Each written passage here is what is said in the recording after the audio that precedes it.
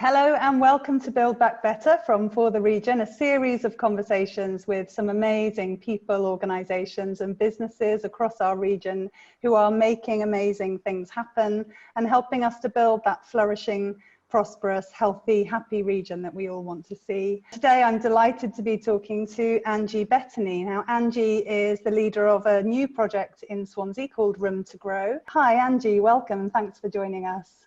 Hi, how you doing? Nice to see you.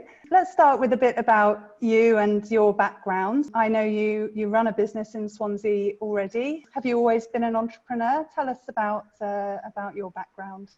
I think I probably always have been an entrepreneur. My dad runs his own business, so I think it's kind of in the family, where if you have an idea, you just give it a go and see how it is. Yeah, I wasn't ever really looking to join and be a career step kind of person. I just started doing things and faking it till I make it, basically. So yeah, I've done a series of different jobs of anything from homeschooling children with autism, which I absolutely adored. Then I went and did some international development work. Then I worked for a charity doing international development work, so taking youngsters from Swansea over to like Uganda and things like that. Very much just always kind of ended up in a leadership role somehow. It meant that it gives you the confidence to just do things and work out how, if you don't know how to do it, you just work out what you need to do to get something done. So yeah, I think that was instilled in me from a young age. Your cafe in Uplands in Swansea, tell us about that. How long ago did you open that? And tell us about the place, but then also tell us how lockdown has been for you and whether you're surviving. Yes, so I established Hoogah Cafe and Kitchen with my good friends who run Little Valley Bakery. We opened it in 2017, so we're coming up to our third birthday in November. The third year has been an interesting one. Obviously, the first 2 years of business anyway, you're in survival mode. You're really trying to get into the community and establish yourself, and which we kind of thought we'd done in January, which was probably paid off well at the moment, but basically then, yeah, lockdown hit in March. We'd had 2 of our best months to date, and then it was closure time, which obviously has been a interesting journey for everyone. We had 16 members of staff at the time. There was a lot of pressure on us to kind of guide them through something that we didn't even really understand ourselves. So a lot of kind of pressure in that sense to make sure that their jobs were safe and they felt reassured and everything. So we were closed for 10 weeks and we went into kind of hibernation where we weren't allowed to trade at all during that time to qualify for the furlough scheme because of the way that it was set up. So we went quiet, but we tried to continue that engagement with the community, doing podcasts and how to Hoogah at home. So Hoogah Cafe is named after the Danish concept of Hoogah. You might have seen it written down. It's normally spelled Hyggge.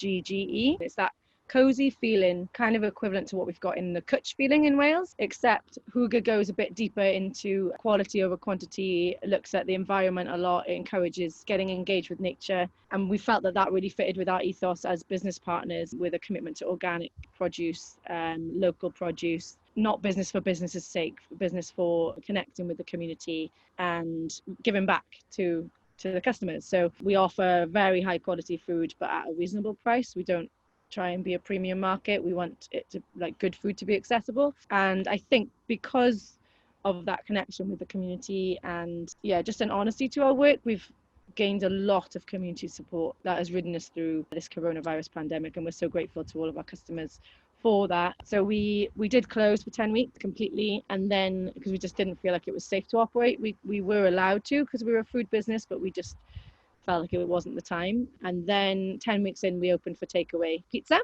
which was great. So nice to see some faces again and people doing curbside collection and that kind of thing. And then we actually opened fully again for another 10 weeks. We did the Eat Out to Help Out scheme, which was great. It was really busy, but we were very strict on the regulations. So we kept the staff safe. We were wearing visors, and it just wanted to build that reputation of being responsible. I think that the whole pandemic has put things into perspective where, you know, money isn't everything, and it is about safety, well-being and looking after each other. And so we just really wanted to make Hoogah a safe place that people could come and bring people that maybe weren't out so much in the public and just ease them back into normal life. So it's been really nice reconnecting with the community. I did keep myself busy during lockdown anyway and started this project because I can't sit still. Yeah, let's come on to talk about that. I was going to say, you didn't sit around doing nothing, and you've launched a project called Room to Grow. So again, that seems to be very much in alignment with the values that you've talked about: local food and environmental and connecting with the community. Tell us about Room to Grow and what's involved in that project. Room to Grow actually is an idea from a friend of mine, Mike Scott, who was collaborating with me on the project. And it's this idea around Uplands and Bryn Mawr that there's a lot of wasted space, primarily in people's front gardens. There's a lot of tarmac, there's a lot of concrete. It's quite a grey area. It's kind of unkept. And on the same side, there's a lot of people living in the area who have an interest in local food or organic produce, but the two don't kind of marry up, and people are on waiting lists for allotments or getting veg boxes from the Gower because there's nothing local to feed that need. So we kind of brought the two ideas together and thought, instead of joining a waiting list for an allotment or looking for a perfect space that we've got to drive half an hour to, why don't we use the unused spaces right on our doorstep and start growing food in them? So that's what we did. We ran a pilot project during lockdown. We worked closely with the local councillors who were really on side. They were amazing. Gave us some seed funding as well to be able to run a pilot in May and June, where we installed 6 raised bed allotments in people's front garden, and we grew courgettes and corn and tomatoes, or tried to grow tomatoes. Blight this year has been an interesting journey. Yeah, I tried to grow tomatoes, but they all got blight, I think, and it didn't work out for me. Is that the same for you? Every house, yeah, got blight, and it's actually raises, issues around food security, around climate change. So the reason that blight was so bad this year, for anyone who doesn't know, it's a kind of a fungus that's airborne that can affect potatoes and tomatoes, and humidity helps it to breed basically. And we had a series of wet and warm weathers alongside each other, and basically it's wiped out everybody's tomatoes across Swansea. Everyone I've spoken to, I think the only ones that have survived are growing in the back of Hoogah, and I'm not sure how that we've got a little greenhouse. Yeah, I mean, I think it's important to link that to the climate emergency, really, isn't it, and the effect of that. Yeah. Because what I've gathered from various experts is that really the first big impact that we will feel here in Britain as a result of the climate emergency is impacts on our food supply, and for farmers and growers, making it more and more difficult to reliably harvest food for local needs. So it's a key point, that, isn't it? Yeah, and we're going back to how things used to be, where people would grow their own food for their house and make their own products, that we got so busy in the last 10 years that everyone stopped doing that, and we were all running around doing everything else. But actually, when lockdown happened and all that busyness kind of stopped, instantly we're back to everyone's growing something on their windowsill and engaging with nature. And I think it really shows that it's kind of built into us, and if we do neglect that, we are losing part of our heritage. Room to Grow tries to put that on the forefront, so when you're walking in the street you can see it, and then those conversations start. Some kids don't even know what courgette is or how it grows, or there's male and female flowers. Like, people are learning stuff all the time. Like, I'm no expert. Can I just put my hand up and say that I'm not an expert? But I've got a passion to see things happen and to engage with the food system and engage with growing organically. We got the right people around us giving us knowledge and expertise and answering questions. The internet's at our fingertips. We don't need to train in the way that we might have used to before. We had a harvest sale at Hoogah, which was really nice, where we were able to sell our beetroots and kohlrabi and salads. More salad than you can imagine was growing just on King Edward's Road. It's incredible. There was actually one day in the restaurant, we normally get our salad from Kaitan. They'd had some problems with wet weather and storms that had damaged their crops in the Gower. We were short on salad, so I had to run to the shop to get some. All of a sudden, I start legging it down Bryn Mawr Road. I got about halfway and I was like, why am I running to Tesco's when there's fresh salad on King Edward's? And I turned around and I ran there, and it was just incredible, like picking it and legging it back to the restaurant, and just knowing that is so much tastier, better quality organic produce that is free. It's literally, we put a couple of seeds in the ground and we had more than we could manage, so it's incredible. It really, really incredible journey to be on, and it gave me a purpose during lockdown, because my business was closed. I couldn't do anything. We had rent to pay, because we didn't get a reduction on our rent, so the stresses were there, and it was a really good outlet. And it just shows the positive impact that growing produce can have on you. It's kept me sane for sure. Yeah, and so you've signed up 6 or 7 households in the local area who gave you access to their unused lands or their front gardens. And how did it work then? Did you go along and plant the stuff, or how involved are the homeowners in that process? How does it work? We were running a pilot, and I think at the beginning we thought we don't need any input from them, and we tried to create a model that if there was a landowner that didn't even live in the property and was just happy to give it to us, or couldn't, maybe they had mobility issues or whatever reason couldn't be involved, we wanted to design the project to like not need them, partly because people are a bit scared and it would be pressure on them to perform in some way. So we were like, you don't have to do anything, we'll come in and do everything. So then I rallied some volunteers, I put a shout out on Hoogah community, and we built raised beds for them. We designed to each property, and we installed water butts so that we could harvest rainwater, so we wouldn't be disturbing neighbours, especially with COVID. We couldn't be in and out of properties, so we wanted it to be as separate as possible. We shoveled loads of compost in. We did raised beds because they're less intrusive to a pilot scheme, because we're not pulling up concrete at this stage. And then we did a planting day with the community, with thanks to the local police and councils again for getting us permission to be out in that capacity during the lockdown. And then we tended to them. The households have had varying involvement. Some have been out every day watering and laying down shells so that the slugs don't get them and all that kind of thing. Really, really involved. Others thought they didn't know anything about it, and all of a sudden a bounty of produce and are now more engaged and more confident with their growing. And then others, one was a HMO property, and it was empty for the whole summer, and students have just moved in over the last couple of weeks, so we've introduced ourselves to them, and that one was fully managed by us. So going forward now, we are looking for more properties to do, and we'll kind of work on a spectrum of how involved they want to be and work with them that way, because we don't have the capacity to manage every site. So engagement from the homeowners will be great, and we do want to just inspire people to do their own. They don't have to wait for us to come and do it for them. If they feel inspired to build their own planter, we're more than happy to advise or to supply the planter itself, and then they grow their own produce. And I think one of the key benefits of the scheme is that you and your volunteers have got the skills and the confidence that I think a lot of us just don't have. I mean, I guess in my granddad's day, everyone had an allotment, didn't they? And they knew how to grow their own food. But we don't have those skills anymore. We've lost them. And I think it's partly a confidence issue and just not knowing where to start. So I suppose in that way, you're bringing skills and expertise, and there's a real transfer of valuable knowledge. Do you see that as a key part of the mission? Absolutely, and it really activates knowledge that's already in the community. So people passing by, giving advice, or you need to build up that corn or whatever. There is knowledge in the community. It's just we're not talking to each other. So this project's about activating community members to meet each other and share that knowledge. I'm not the expert. I'm really not. But we do have people coming in and advising externally, and then we share that knowledge with people.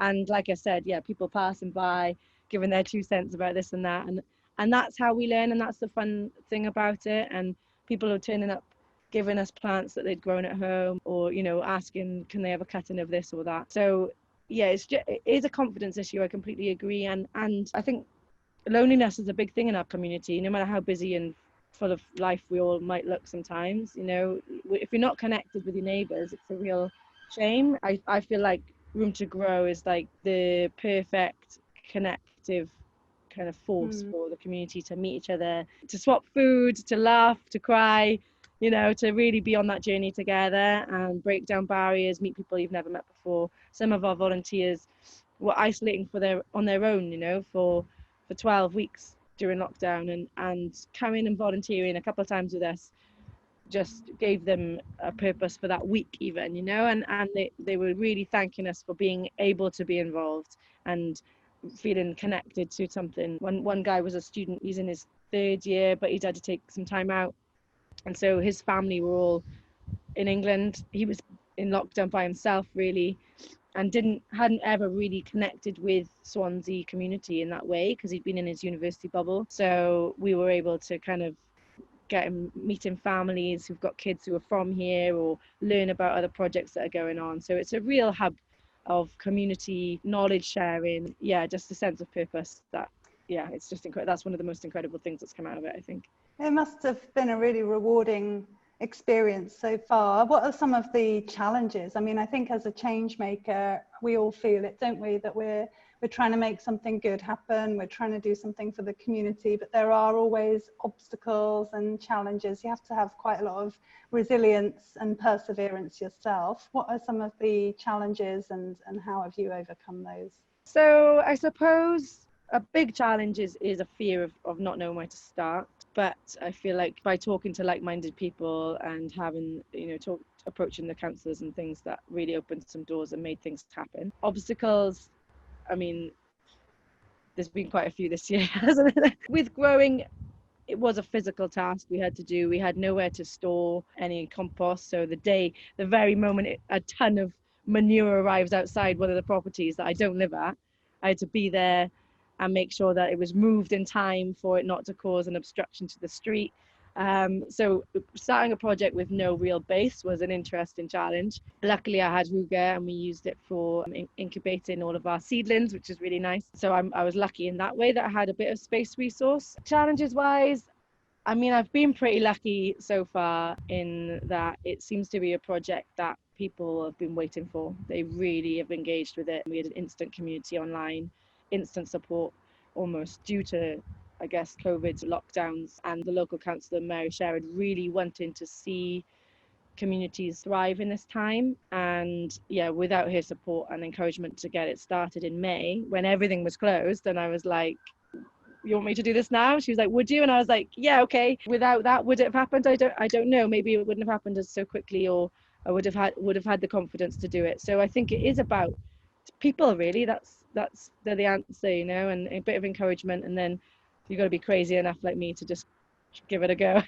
I mean, that's interesting what you've said, actually, and I think that's true in a lot of ways, that we're all really keen to support great projects like this that come up. We all want to see more community growing, more local food. We want to see more sustainable approaches to our way of life. But somebody has to actually take the plunge, don't they? All these projects, and this is something we've learned over a couple of years of running for the region, which supports and amplifies the work of change makers, is that you can have as many fantastic ideas for projects as you like, but actually at the end of the day, it takes one person or a small group of people to say, okay, we will do this. And then once that leader is in place and the kind of leadership, the core team, everyone rallies round. And I hope that's what you've found, that, people are really hungry for this kind of community-led intervention, but it still comes down to the entrepreneur with the guts to just make it happen.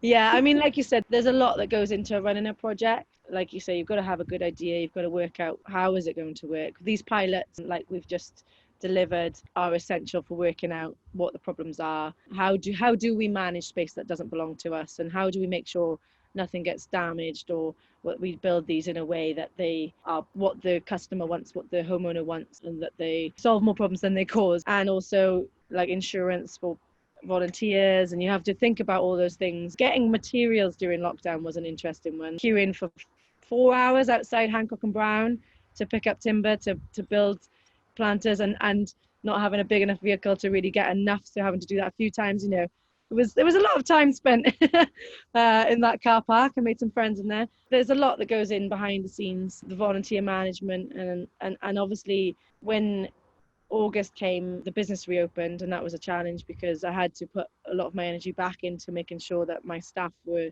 ready for the Eat Out to Help Out scheme. Basically 6 weeks of consecutive weekend busy days, which was fantastic. It's just what we needed. But it was a real challenge, and I guess managing expectations of the homeowners that have got the planters installed. And like I said, I think that the project has morphed a little bit from where it started, perhaps where we thought we could go in and manage them all and be in control of the produce and share it in certain ways. I think maybe the future of the project will be more collaborative, maybe pairing up community members who don't have gardens. Maybe they live in a flat, but they'd like a space to manage. So if there is a household that can't or don't want to look after it, then another community member can come and take charge of it, and doing it in that way and sharing the load. I think that's a real skill that I'm quite good at doing, and then it's learning how to delegate and to share that responsibility. And that's what I'm excited for the next bit, to get some kind of house leaders on board. So really interesting there, some insights about learning as you go along, plunging in and then figuring it out as you go, and then also being willing to adapt and evolve your idea based on what's working. And so you've talked about the project as a pilot scheme. Tell us a little bit about what's next. How do you hope to grow the idea and grow the impact? So what's next, Room to Grow? Well, we've just done an install outside of Crumbs, which was a mural on some concrete barriers that they've got. We've installed some pollinator attracting plants and herbs, and that idea is that we want to see as much green space in Swansea as possible. For those listeners that aren't familiar with Uplands, Crumbs is another local cafe restaurant, and one of the restaurants that's taken up the offer of making larger outside space, outside seating. And I think that took the form of some concrete barriers in the road, and when those first went up, it was a bit like, okay, well, it's great to see the business flourishing and making some more trading space, but this looks ugly.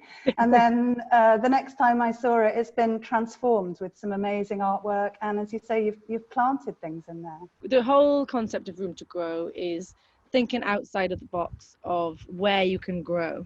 So our next phase is going to be about piloting all of these ideas. Let's grow vertically. Let's install a vertical garden somewhere. Let's do some roof gardens and see what that looks like. Let's make a green corridor. So we're going to plant as many gardens along King Edward Road's Riddens Park, and potentially go to Crescent, which kind of joins the two cafes, just for some concept. So my cafe is at the start of the trail, which was the hub of where it all started, and then Crumbs kind of is at the end of that trail. So that creates a nice little story for the concept, again, to be wider. Why can't this be a UK wide idea? But let's start small. So within the next pilot, phase 2 pilot, let's call it another pilot, of the green corridor, we're going to have about 60% of the gardens will be for food growing purposes. There'll be mini allotments, exactly like we just did. We're going to do 4 seasons of growing, working with our horticultural expert Ben from Dirt Deliveries, and he'll be guiding us through what to plant at different times of year and that kind of thing. So we're going to install around minimum of 15 of those, and then the other kind of 30 to 40% of the gardens will be for nature purposes. So the further you go into this journey, I started it being like, oh, if you can't eat it, what's the point in growing it? And then instantly I was like, I need pollinators, I need insects, I need all of these things. So that that very naive concept has gone out the window, and now we're going to have gardens dedicated purely for attracting pollinators, purely for butterflies. We're going to have an insect sanctuary, so if there are some rogue caterpillars on our cabbages again, we can safely transport them to a nature reserve almost on King Edward Road, where kids can come and visit and watch them grow and all that kind of thing. So really engage people in the whole process. Like, insects and pests are not our enemies, they're not pests. Biodiversity is key, and I think one thing that I've really learned in this time and during lockdown and everything is about growing for human benefit. So it's normally about us, right? It's like, oh, I'm going to plant some flowers because it looks nice, or I'm going to grow some food because I'm hungry. When actually, if you grow with those practices, one of the big problems that we've got from an environmental point of view is that it can have more harm than good. If you are using compost that's got peat in it, the CO2 emissions are huge. If you're using non-organic fertilizers, you can really start leaching stuff into the groundwater and the soil that you don't want to be doing. If you're using pesticides, especially non-eco-friendly ones, which is a paradox, you're fighting nature that needs to be there for the ecosystems to exist, for us to even have the food in the first place. If you can't pollinate, how are you going to have food? And I think these are the things that have gotten lost in translation over the last few years, and we need to come straight back to nature and accepting, yes, 20% of your crops will go to pests, and that's okay.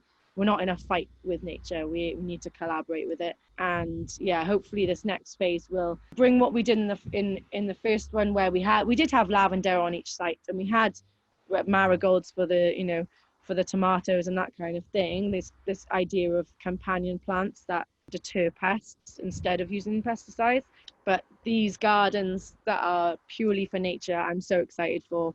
They're going to look beautiful. They're going to really attract nature to what is a concrete jungle currently. Instead of Yeah. bins and bin bags, let's have wildflower and crops. I can't wait. I'm so excited. Yeah, one of the challenges locally in Uplands is we're right next to Swansea University. So it's a huge student area. And then, as you've already mentioned, a lot of the properties are owned by landlords. They're HMO properties. They're unoccupied for part of the year. And then for the rest of the year, there are students. And there's quite a lot of division in the community. And as you say, the streetscape is often quite a mess. And so I love the way that this project kind of multi-solves. It solves that kind of community integration bit that you were talking about, involving people and tackling kind of loneliness or isolation or people not knowing their neighbours.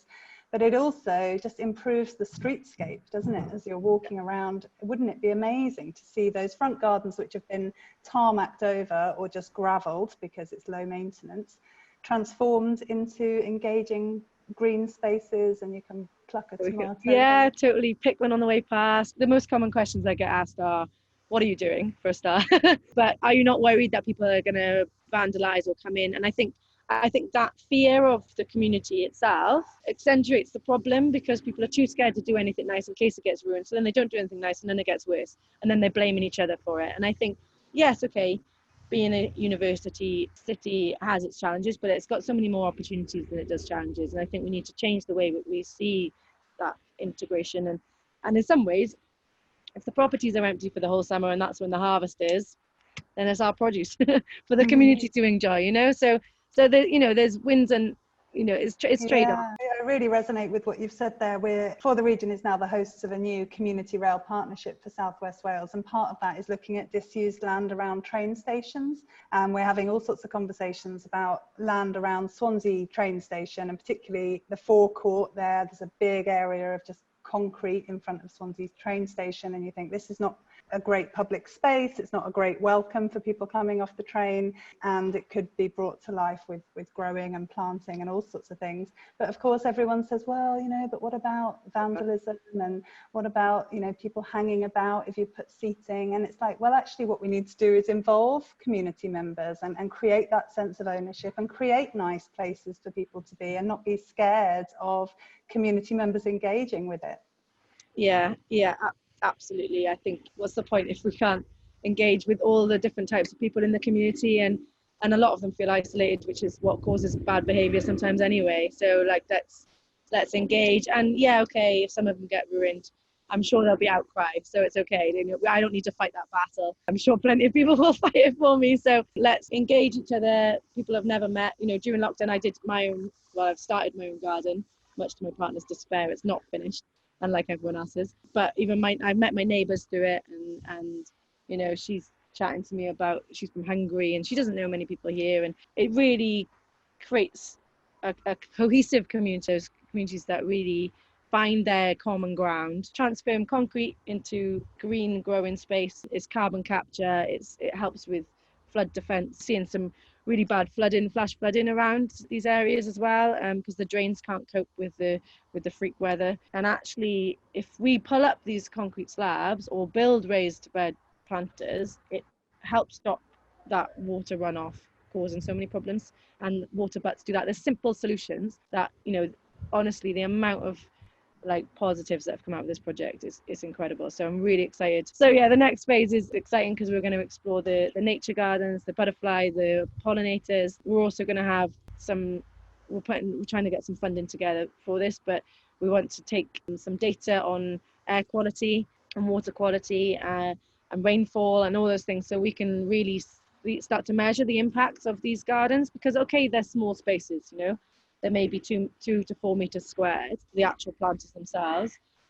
But if we add that up and multiply it by the hundreds of front gardens there are, it's actually a really, that's a lot of growing space. So we just have to think outside the box, start growing, like I said, vertically, get some green roofing going, and be at the heart of it. So yeah, it's really exciting how things just kind of transform as you go along. I think what you'll probably find is businesses across the city centre and all sorts of landlords and landowners, once they realise there's a project locally that can help them bring their disused lands back into more beneficial use, these kind of buildings are such an opportunity, and hopefully as more people hear about the work you're doing, you'll be invited into all sorts of disused spaces to breathe life back into them. Are you looking at the city centre and the city more broadly, or will it stay very much a kind of Uplands focus? I think so. Just for the very start, we were quite strict on it being Uplands and Bryn Mawr, purely because of the capacity that we had and to start, and we didn't want to bite off more than we could chew too early on, and also impact. Like the second pilot with the green corridor is going to be in this area again, just to give back, because we did a crowdfunder, so people paid money in to see us, to help us get started. So we want to really make them feel like they've benefited from that contribution, which we couldn't have done without them. So thank you to everyone who's donated. But absolutely on the wider scale, if we can work out ways of working with city centre, I mean, we'd love to see a roof farm somewhere in Swansea and be at the heart of that. We're researching hydroponic growing at the moment. We really want to kickstart something in Swansea and make Swansea the greenest city in Wales. Why not? Why can't it be? We've declared a climate emergency already, and the one planet city concept, which is based around the fact that, you know, by basically April or June each year, we've used up all of the resources that we should have had for the whole year, and how do we combat that? And Swansea have signed up to these things, but where's the evidence of it? So I think there's definitely a strategic time to be moving on these things and saying, okay, if this is what we want, this is what we need to do, and here's some simple solutions. We're happy to get it going, but we do need support. We need volunteers, we need spaces, we need funding.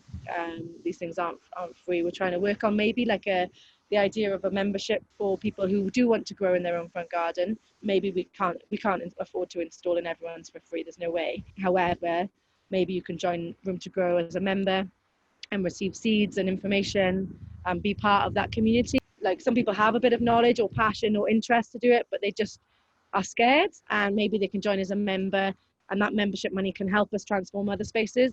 So I think there can be some real knock-on effects that we're trying to build into the new structure of what we're doing. And yeah, the sky's the limit, really. Yeah, amazing. And you've mentioned already that there's no reason why this project couldn't become a model for other towns and other cities. And across our own region here in South West Wales, there are some amazing projects, aren't there? You've mentioned Caitan, which is a community-supported agriculture project. We're also working with a project in Carmarthenshire called Incredible Edibles, and we're looking around Llanelli train station for opportunities for growing there. Do you feel part of a movement around local food, local growing?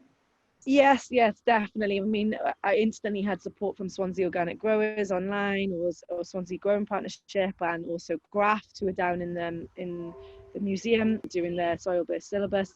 Really, I think there is a community and there's expertise to draw on, and I think if anybody feels like they want to start something, just reach out, and there's people who want to help you, because we can't do everything ourselves. We do need the community to get on board, and we're more than happy to like hold the torch and lead the way. But, you know, there's more than we can handle here. So if anybody wants to get in touch, if they've got a space and they want some advice, maybe they've got a budget they can spend on the space and they want us to come and install, whatever it is, like, we're more than happy to get involved and to help you on your journey and bring you into the Room to Grow community. There's a lot of room to grow in Swansea, so let's just do it. Oh, all the puns. Yeah, great. You know, I think that's really important. I think sharing knowledge across the region for those who are running projects, sharing what you've learned, sharing some of the expertise that you've gained to help others empower themselves in their own communities. That's what For the Region is all about, really, joining up and amplifying the work of people like you, Angie, who are blazing a trail and just trying to involve more people in these projects. We need this to be happening right across the region, and it could make a massive impact, not just on food and local growing, but on community, as you've said, and well-being. Well, I just love the project and I talk about it all the time, so it's been really great to sit down with you and sort of understand how it started and hear more about the journey. But do keep us posted as it progresses, and we'll certainly share updates from you as you move into the next stage and as the project rolls forward. But in the meantime, thanks Angie so much for taking the time to talk to me today. It looks beautiful and sunny where you are there. I'll show you a courgette that's growing. We've got some beans behind me, and then there's a big old courgette here as well. Wow. So that's Yeah. like straight on the doorstep. I've just dug a really tiny bed, and it's amazing how easy it is. So if I can do it, you can do it. Get involved. Yeah, brilliant. Well done. Thanks again for talking to us, and we'll see you soon. Thank you. Bye bye. Bye for now. Bye.